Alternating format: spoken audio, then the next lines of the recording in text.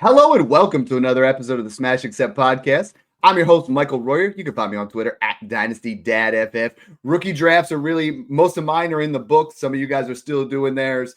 You're starting to look at what your roster looks like. Today, what we're going to give you is our top 10 rebuild buys. So a lot of you guys have come out of the rookie draft. You realize that your team isn't a contender. We're going to give you those guys to buy that are going to put you over the top. Make sure you guys check it out. That's our Patreon link down below to smash your offseason. Snoog and I are doing roster reviews. We have all of our rankings, rookie rankings, veteran rankings with equivalents, pretty much everything you need, and a community of 800 to dominate pretty much everything you can in your rookie draft. So Snoog, I'm excited. You know, when we're talking rebuilds, you know that's my thing. We have 10 guys here that I feel like are not valued properly yet. Yeah, I can't wait for this one as well because, like you said, we love the wide receiver position, and there's some guys on this list that are still undervalued that have all the ceiling and upside in the world. So I'm excited to jump into this one, talk about some of these guys, put together some trade scenarios, and look at Dynasty Data Lab and see what they're going for, market consensus-wise, and let's jump into this.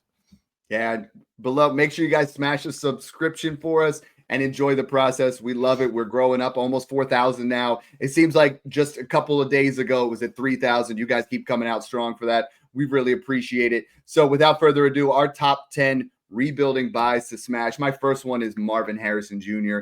Marvin Harrison Jr. right now is the equivalent of the 102. If I'm sitting there at the 102, I'm not trading that. I'm trying to be creative in it. But this past season, 60 receptions, 885 yards, 8 touchdowns, one of just 8 guys to do that of over, 800 plus yards and 85 touchdowns would be a record. 8 touchdowns. We're making sure that we're getting a guy here. Snoog, you look at the college production that he had, and I know year one was disappointing for sure because we were looking at what Marvin Harrison Jr. did or what Malik Neighbors did. Malik Neighbors set an all-time rookie records for targets and receptions. And we saw what Brian Thomas Jr. did with 10 plus touchdowns, 1,200 yards. Then you get down to Marvin. It was a solid rookie season. It wasn't great, but what he did in college, we can't discredit the Heisman finalist, the Biletnikoff winner, 29 touchdowns, almost 2,500 yards and 144 receptions in 2 years. He's an elite wide receiver. The separation was not what we wanted to see 100%. Kyler Murray did not target him properly with Trey McBride there. But I do think, just like, and you led me on to this in the past, you look at what JSN did year one, you look at what CeeDee Lamb did year one. I think Marvin Harrison Jr. is a similar type prospect in year two. Both of those guys blew up, and I think this year it's Marv time. Yeah, I love him. He's actually my number one favorite buy as well. So I love that you brought that up there. He's an elite talent, everything you want in a wide receiver one, a true alpha. Shout out to Andrew Cooper. It's Coop A Fiasco on Twitter. He actually put out a whole thread on like a what ifs Marvin Harrison Jr. from last year. Dude, he had like 4 or 5 routes that should have been 70-yard touchdowns that he absolutely left the DB in the dust, and Kyler Murray just did not throw him the ball. And he was definitely the hot route on that play. So I really think there was a lot left on the field from Kyler Murray, but I think Marv also has a little bit of growing areas, and I think the offensive coordinator needs to get kind of used to figuring out how to utilize his skill set. But let's jump into a couple of these trades here because he's a great buy right now. Right away, this first one, perfect rebuilding type of trade this is a trade that just screams Dynasty Dad right here. Bijan or Marvin Harrison Jr. in the first. Wait, Marvin at first for Bijan? Yeah. Oh yeah, I'm doing that. And I think if you're rebuilding, when we talk about rebuilding rosters down to its core is a wide receiver. We want to build in foundational wide receivers. Marvin Harrison Jr. is 22 years old. The typical wide receiver apex lasts up until 29. So you're talking about you're going to have this guy for multiple years. If you're rebuilding, Bijan's window is much shorter. So if that is a mid to early first, and this is also what I like to look at in rebuilds is if that's a late first, I feel like it's fair. If it's mid, you win. If it's early, you smash. I love those kind of trades for a rebuilding team. So love that first one. I have another one here that I'm going to throw a little bit of a curveball at you. I want to hear two sides. I want to hear what you think it'll take for Marv to pass this player next year, if he can even pass him, and what's the gap between the two of them for you. So Marvin Harrison Jr. and Josh Downs or Brian Thomas Jr. I'm taking Brian Thomas Jr. Absolutely, hands down. I think the gap between the two is more like a late first, early second. Like a Jerry Jeudy? Yeah, that would probably close the gap a little bit for me, but like I really don't want to sell BTJ. Like what we saw in the difference between separation of Brian Thomas Jr. and Marvin Harrison Jr. was drastic. The absolute alpha type athleticism. Marv is a great athlete. BTJ is a freak. BTJ, I think now with Travis Hunter there, that's actually a good thing for Brian Thomas Jr. With Liam Cohen coming in, that is a massively good thing going on there, and then we talk about the other improvements there that they made and a healthy Trevor Lawrence. I think Brian Thomas Jr. is solidified as a top 5 to 6 dynasty wide receiver. Yep. In order for him to pass, I think BTJ would have to regress in touchdowns. I think BTJ would have to have like a 807 touchdown type season, and Marv, honestly, for Marv to pass it would 1,200 minimum. You were looking at a Jackson Smith and Jigba type season with 1,200 yards, 100 receptions, and maybe 7 to 10 touchdowns. I mean, and it could happen. I mean, Marv, I think that's doable. I think Marv's a guy that could really ascend into that top tier, but BTJ is going to have to melt down for that, for him to pass him. And anybody asking, I mean, I had somebody in the Discord message me, what about Malik Neighbors for Marvin Harrison Jr. tier down? I'm like, no, you just don't trade Malik Neighbors unless you're getting a projected early 27 first. Even if that's a top 3, 26 first, I'm not doing it. Like Malik Neighbors just set the record for targets, set the record for receptions. Jaxson Dart looks absolutely sexy when he gets a shot. And Russell Wilson's better than anything that the Giants had last year. So don't trade Malik Neighbors. Sorry, I had to get a little, sometimes I get on my soapbox, you know what I mean?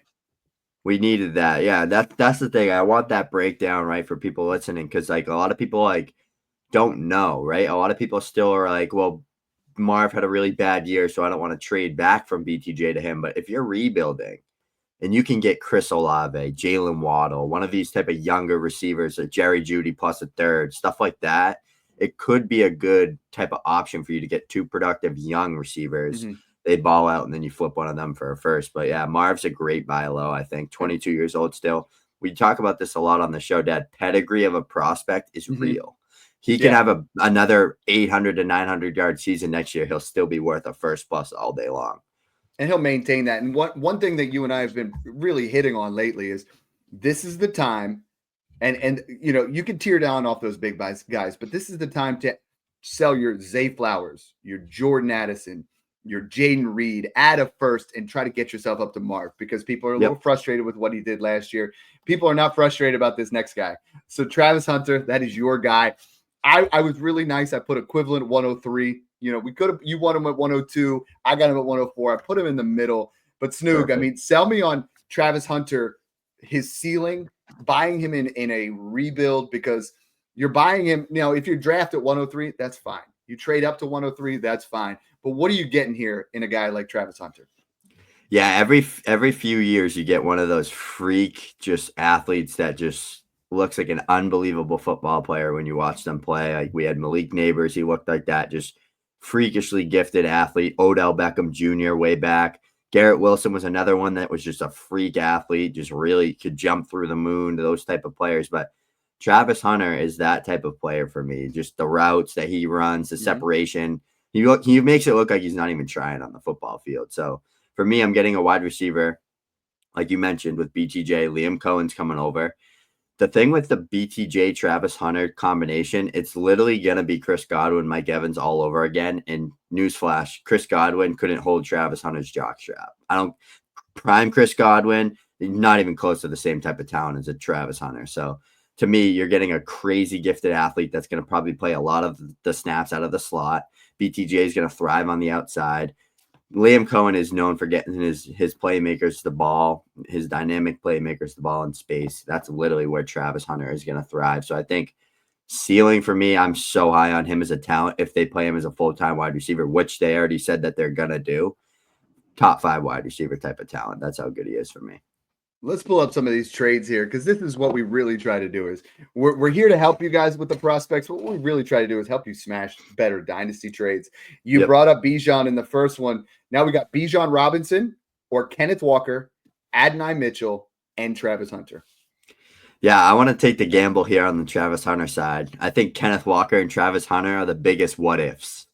Like both of them could be what ifs top 5 finishers, or both of them could be like in the 20s range and be like 5 unreal games and then a bunch of inconsistency, which is honestly fine with me because I love that like gamble of like what if? Well, Kenneth Walker Well, with Clint Kubiak could be a top 5 running back.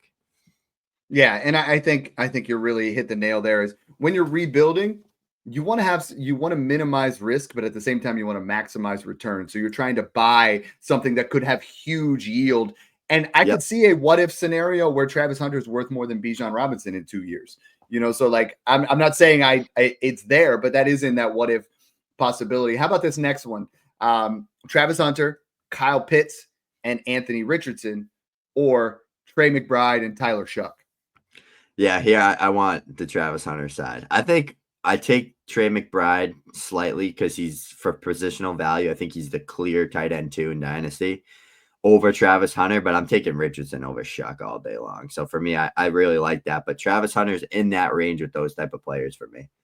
And that's a huge like 3-for-1 type gamble almost, where you look at it that way. But Kyle Pitts is literally free right now. I I was don't just love gonna Kyle say Pitts, that. but like he's gone from like unobtainable to worth a first to now I've seen people pay the 212 on the clock. I was gonna And say, I was what are you like, paying for him? What's the max you'd pay for him? I would pay a 26-second plus a, like a Jake Ferguson type, and I think that's stealing because right, who's the wide receiver 2 right now for the Falcons? Darnell Mooney, who's Yeah. been injured at times. Nick Nash, like Kyle Pitts could have a good season with Michael Penix Jr. He feels like he's going to be one of those tight ends that just randomly has like 1,200 yards and 8 touchdowns coming up. Like, you know what I mean? Like the Jonnu Smith just randomly balls out and then he has a ton of value again. Here's an interesting one. Twitter darling Jaxson Smith and Jigba, or Travis Hunter and a late 26 first.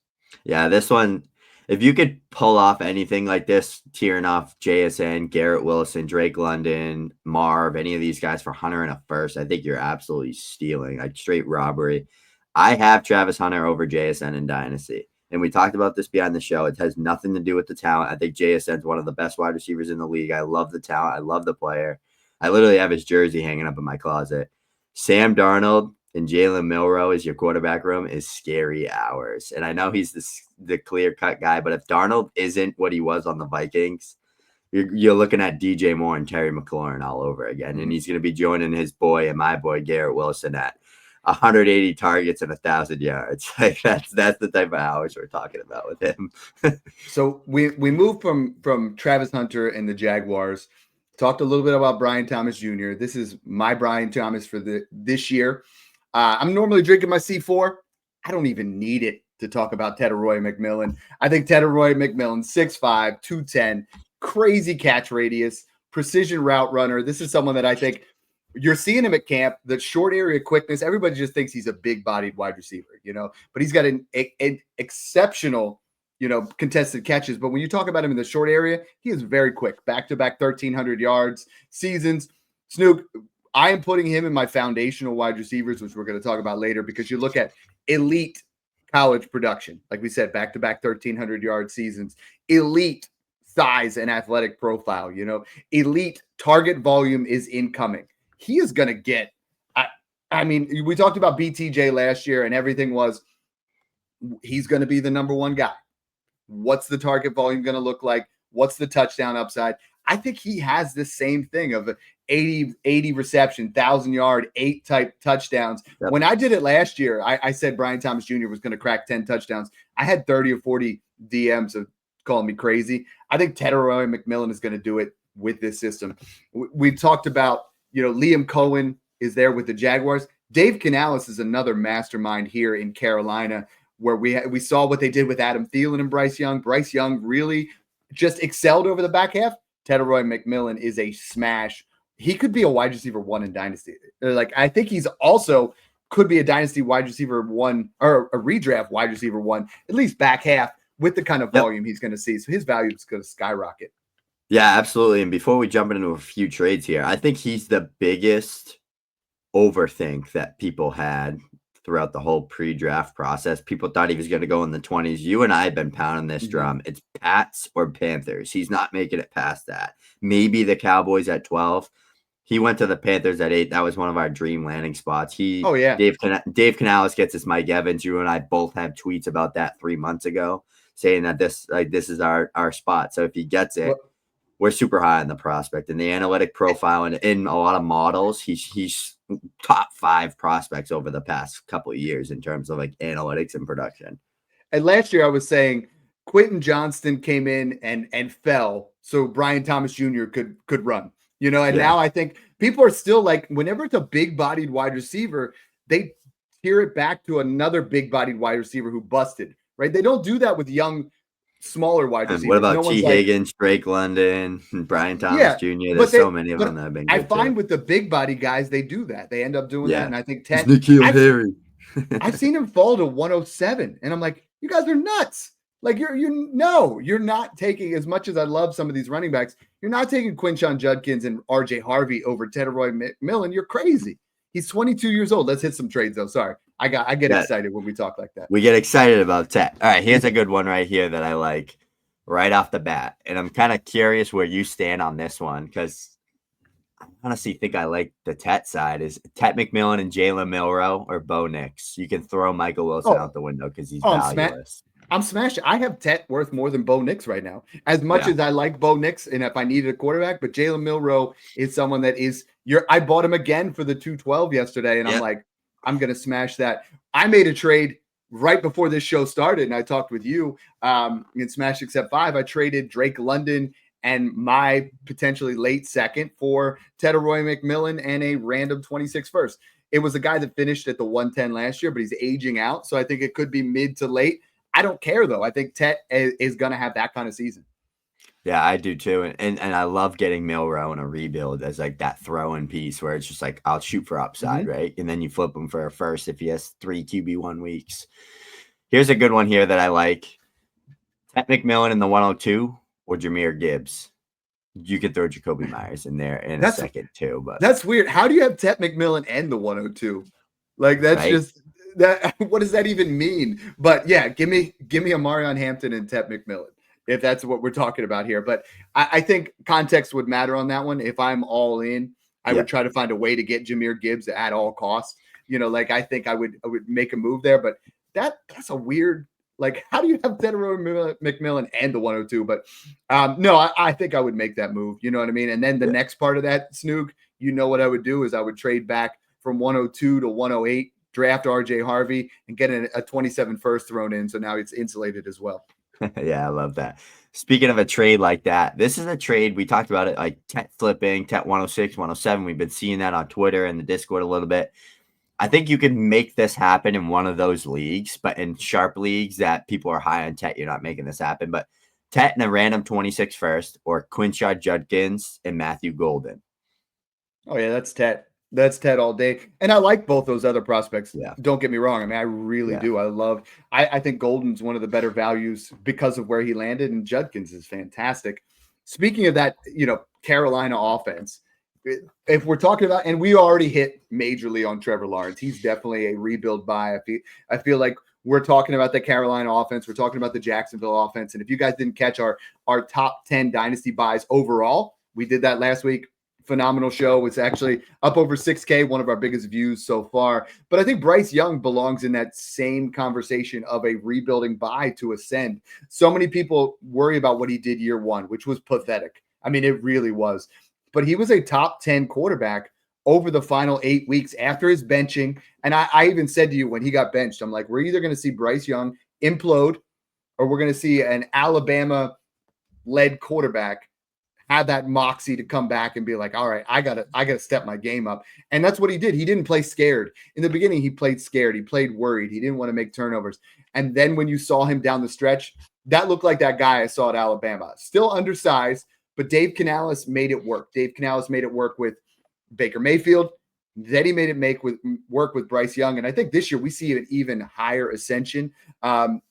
Similar in that same tier. It's make or break with your quarterbacks. After the top 6, there's like 10 guys in a row that have that same value. And I think Bryce Young is one that's worth going after. Let's pull up some trades here from Data Lab and let's see what we're looking at with Bryce Young. Yeah. So what I love too with Bryce Young, like you said, I think the success with Canales and Baker Mayfield is huge for Bryce Young because I really think Bryce Young and Baker Mayfield are so similar in terms of like their size, their play style. They're kind of those playmakers, not a crazy arm, not a crazy athlete, not super big, but they have the tangibles between the eyes where they can success at the next level. So right away, Bryce Young and a 27 second or the 108 and a 26 third. Oh, I have him like I put it up there. Before the draft, I had him equivalent of the 108. Now I think at the 107, I mean, would you rather have Bryce Young or Cam Ward right now? I'd take Ward. It's Cam Ward, but it's not that far. I think just because Ward can come out and stink and still hold a value, but if Young comes out and it looks bad, then it's not really good for his value. But at the in 7, terms of like their talents, they're not really far apart at all. No. And we're going to talk about a couple other quarterbacks that are young and I think that are above Cam Ward. I agree with you; he's slightly behind there, but I mean at the 7, it's either going to be a lot of leagues. It's either going to be Ward or Judkins, and if you really need a quarterback, I have no problem going Bryce Young. I would rather pay 112 plus. I would rather pay 111 plus. But in this particular trade, the 108, I'm taking them all day. Here's one that is honestly what you should really be trying to do, and most leagues to buy him is a 26 second, a 27 second, and a 26 third for Bryce Young. If you could just pair up 2 future seconds and third, if the guy has 4 quarterbacks and doesn't want Bryce Young and wants draft capital, stuff like that is context. I would do a late 26 first and the seconds. You know what I mean? Like, I feel like this is highway robbery, going in that area. I think he's a prime guy to tear down off of and get a nice haul on top of Bryce Young and be one of those guys in a rebuild where you move off of one of those guys that's up at the top. Yep. Right here again, 26 first, mid to late for Bryce Young. That's kind of really where his value is that I'm seeing. It's either close to a late first or like a first. I got just a straight up first is what I've been seeing him go for. What's the gap for you though between 4-point passing and 6-point passing in terms of value? You need Bryce Young in 6-point. 4-point passing, it drops off. But he did have, I believe, 4 rushing touchdowns down the stretch. He was cooking. He's semi-mobile. TZ just said, will this be on YouTube or Spotify later? I'm glad that you guys asked that because we are on YouTube. We do put YouTube out first. Okay, we've now switched off of the podcast a little bit more towards YouTube. So YouTube comes first, and then the following day it comes out on Spotify, Apple, pretty much anything you guys are listening to, because I know there's a lot of alternative ways to listen to podcasts. So we really appreciate you guys subscribing on all different levels, because we're going to tell you to subscribe to Anthony Richardson at cost now. Now, Snoog, he was the 101 in a lot of rookie drafts, or 102 that year.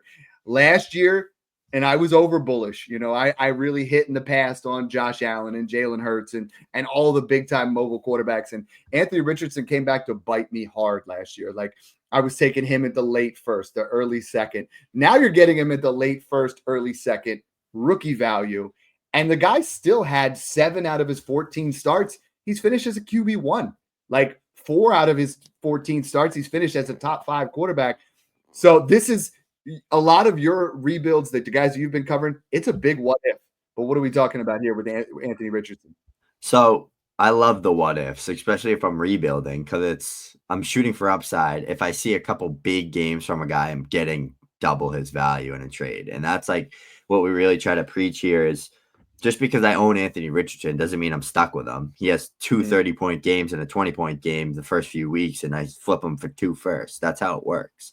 So the thing with him is they brought in Tyler Warren. I think that's going to be super crucial for his development. A guy that's consistently open underneath, along with Josh Downs and Michael Pittman.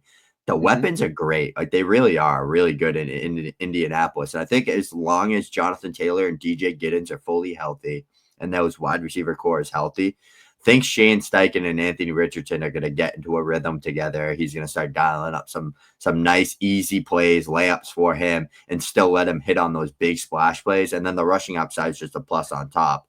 You're getting a guy that with a floor of 600 rushing yards and 10 rushing touchdowns. Like, that's what he can do any given year easily. That's what you're banking on with this. And for the 202-ish or a second and a third, like all day long, highest QB3 upside you can own. I'm glad you hit on that because if he's my QB2, I'm crapping a brick. Like when I'm doing my reviews, I'm like, okay, if he's my QB2, I better have a Geno, a Stafford, a somebody like that to be my backup just in case. Like a Tua, yeah. But this is make or break for Steichen. Steichen's going to pull out all the stops here. I mentioned Geno Smith right before last night. I gave up Geno in a second, and it's going to be a late second for Anthony Richardson. And I feel like that's just, if I lose Geno Smith. And what am I losing? I tried that same move, and the guy said, I really like this, but I'm rebuilding. I want the upside of Richardson. I was like, shit. Well, and some rebuilders want it off his roster. I mean, we just talked about Bryce Young. I think you could give up Bryce in a second and get Anthony Richardson in a first. And as much as I like Bryce Young and he's stable, Anthony Richardson's going to have more QB1 weeks than Bryce Young, for sure. So let's look at some of these trades here. I mean, the first one, a late 26 first or Anthony Richardson, Calvin Austin Jr. or Calvin Austin III.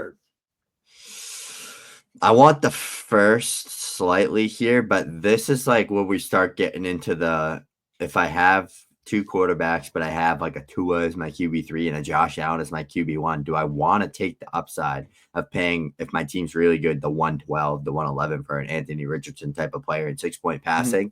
It's close. I think it's really close here, but I think you want the luxury of a 26 first and a rebuild. If we're getting into the seconds talk, though, then I'm taking Richardson. These next two, there's really no even debate on it. But Geno Smith and Jatavian Sanders or Anthony Richardson in a third, Javonte Williams, a 27 second, or Anthony Richardson. It's like it's somewhere in between. Jordan Mason in a third. I think those. It's just like, all right, that just seems like a smash. I have an interesting one for Hugh because this is literally going to tug at your heartstrings. Chris Olave or Anthony Richardson and Travis Etienne. Oof.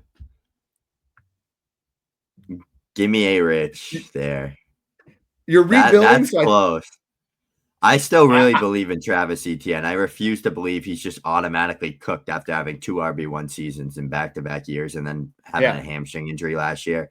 I think the Jags are just an absolute fried franchise, and they're coming in, new regime. They want new players. They want their own guys. I get that. So trade Travis Etienne to the Vikings for me, please. And you and I are on board buying Anthony Richardson. We're on board buying him for a 26 second and like a Javonte Williams. We're on that for the 206 plus. Are you on board for Anthony Richardson for his equivalent on keep trade cut at the 202? Yep. What if it's Jaxson Dart?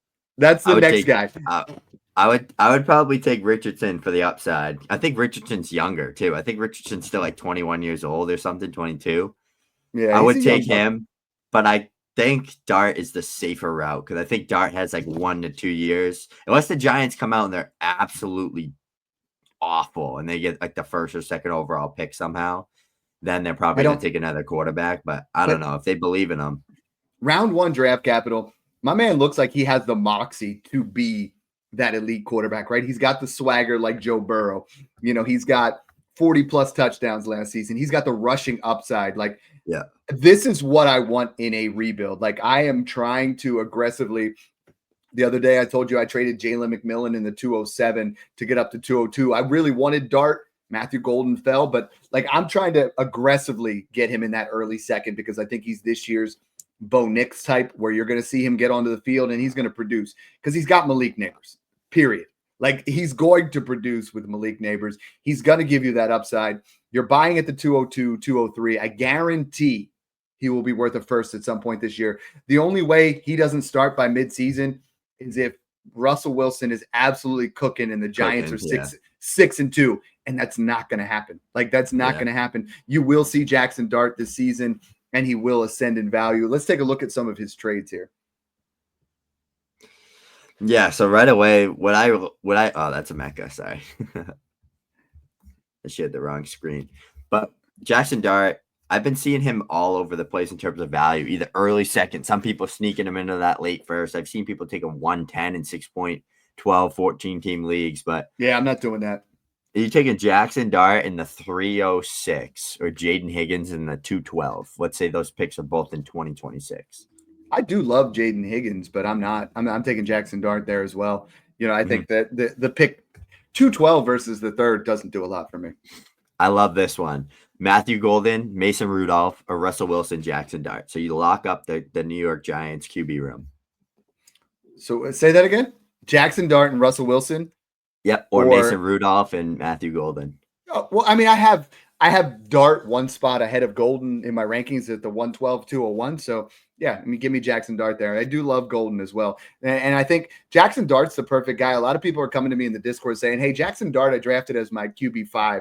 I think I'm going to trade him. Not now. Like, you don't need him, right?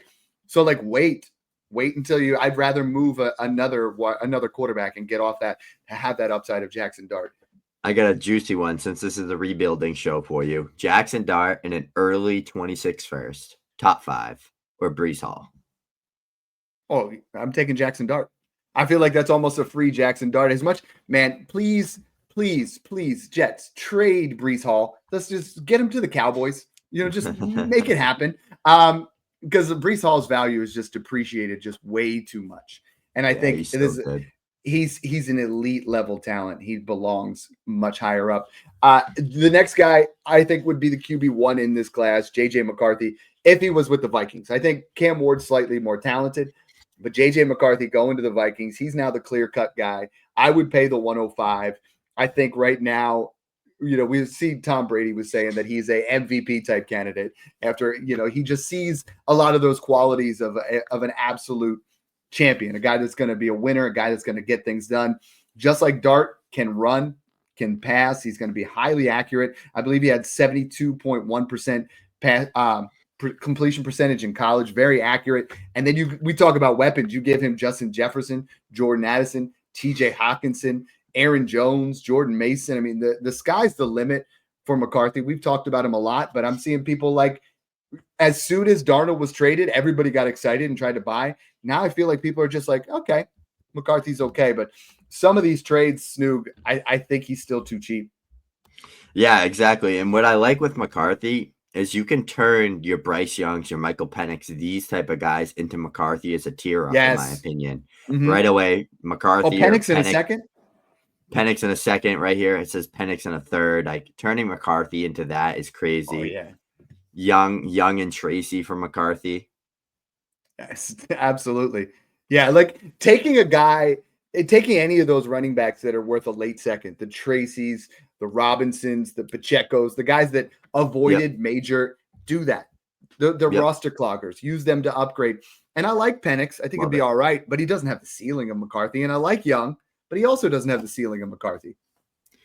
Yeah, and I love this one too, taking the 108, a 26 second, and 306 for McCarthy. Like that, if I need a quarterback, I'm trying to do those type of moves all day. Oh, yeah. No, I love those. And, you want to invest in guys that have upside, guys that have potential. There are 2 wide receivers in this class. We talk about ambiguous running back situations. There are ambiguous wide receiver situations for both Luther Burden and for Egbuka.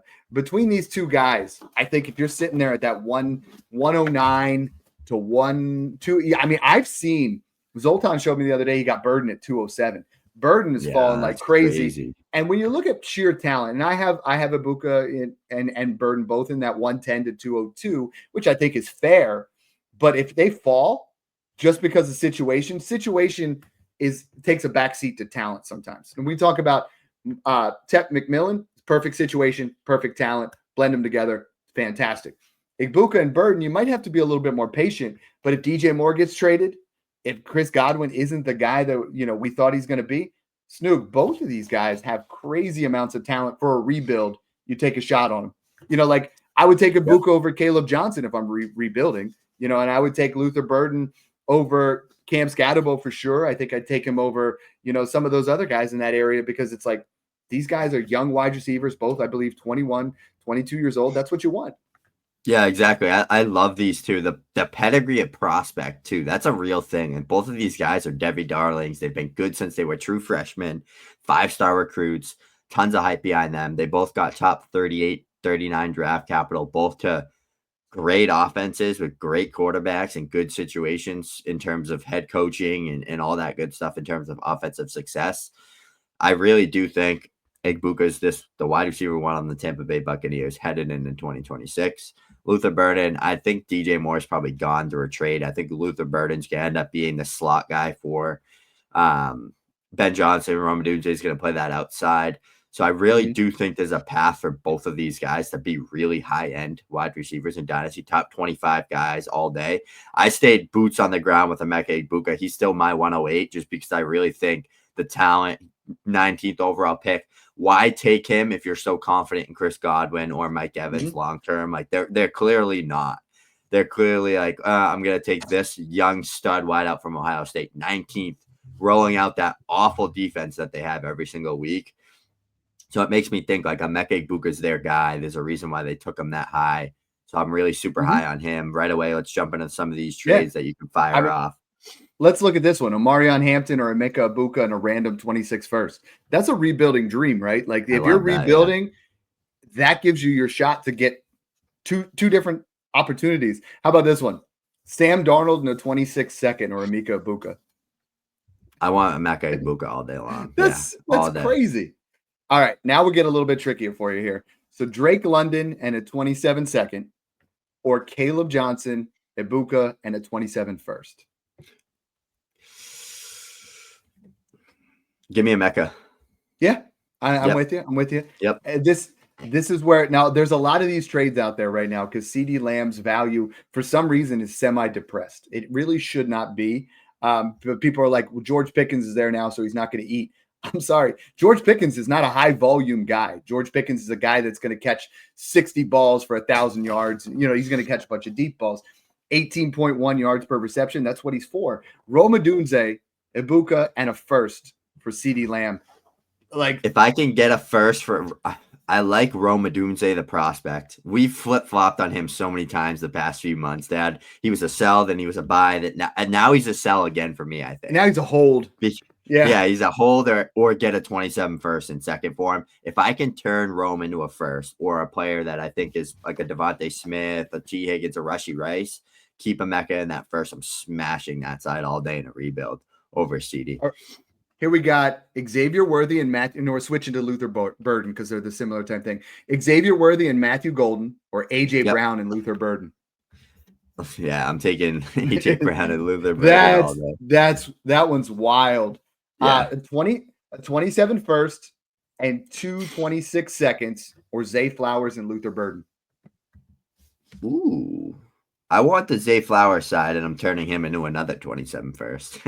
And what everybody has to understand about these 27 first, just like in 2023, just like in 2020, just like in 2017, where we're like, this class is vaulted. You need them. You want them. You have to address where they're at. So many of you guys are just thinking 27 first automatically are worth more than what they are. If it's 109 to 112, it sure as heck isn't. If it's 101 to 103, where you're going to get some of these elite prospects, Jeremiah Smith, Ryan Williams, Arch Manning, so some of those guys. If this is a 27, and this is where I tell people is, you have a lot of guys with the redraft mentality that play Dynasty that are just coming out. They're just like coming out of their cave. They're not like you degenerates who listen to us. You're not like Snoog and I, where we've been talking about this 24/7.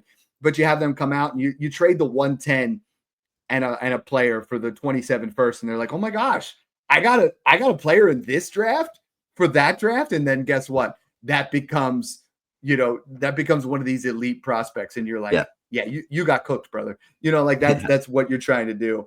I would not pay a 26 first for Burden. I see a couple of them here where people are doing that straight up. I don't think you have to. What about Jameson Williams and a 27 third or Luther Burden? I want Luther Burden over Jameson Williams. I really do. Yeah, he was wide receiver 22 last year, so I kind of. I know. I just think he's so capped at like 1,000 yards on like 50 receptions. It's like he's a better probably NFL player than Burden is, but in terms of fantasy, I think I want Burden slightly. But Burden's fun. I mean, they're both super talented players. Him and Emeka. Burden in a second or Emeka?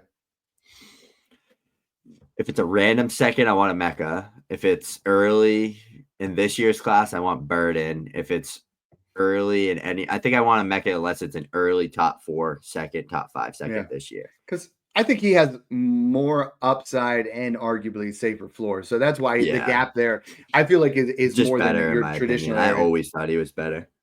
The last one, because we need a tight end. We talked about Kyle Pitts a little bit. Dalton Kincaid, the last thing in all of our minds was that drop in the AFC Championship game. And we're just like, oh, gosh, this is it. What if there's a scenario, we talked to Snoog was big on the what ifs, where Dalton Kincaid was hurt this past year? What if a lot of that nagged him and prevented that breakout year 2? What if it takes a little bit longer? He's not a Brock Bowers type. We know that. So like, what if it takes him the traditional 3 years for a tight end? I am seeing people sell Dalton Kincaid for random seconds. And I'm like, we invested. I've seen pair thirds. No. I've seen him low. Yeah. No. On Twitter and stuff. Yeah. So I've seen this thirds. Is one of those Anthony Richardson post-hype darlings, right? Where like, if a guy gets hyped, sometimes there's wide receivers where you're like, they were not really hyping him. And they were like Rashee Rice. Oh, yeah, he was a solid rookie. And then year 2 was like you just kind of slowly ascend up. Then there's ones where you're like, pound the table. This is my guy. Dalton Kincaid's going to be Travis Kelce 2.0. And then they aren't. And then guess what happens? The value just dies. But that creates an opportunity in Dynasty where you can buy him for not pennies on the dollar. You're like, what kind of trades are you seeing for Dalton Kincaid? Yeah, I've seen some crazy stuff on Twitter, like thirds and like a random late seconds, but right away, Jake Ferguson and Joe Milton or Dalton Kincaid.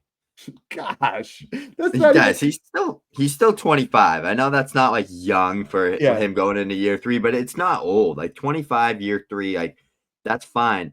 He was hurt last year, so the what ifs he was hurt. He played 12 games, so he was definitely hurt.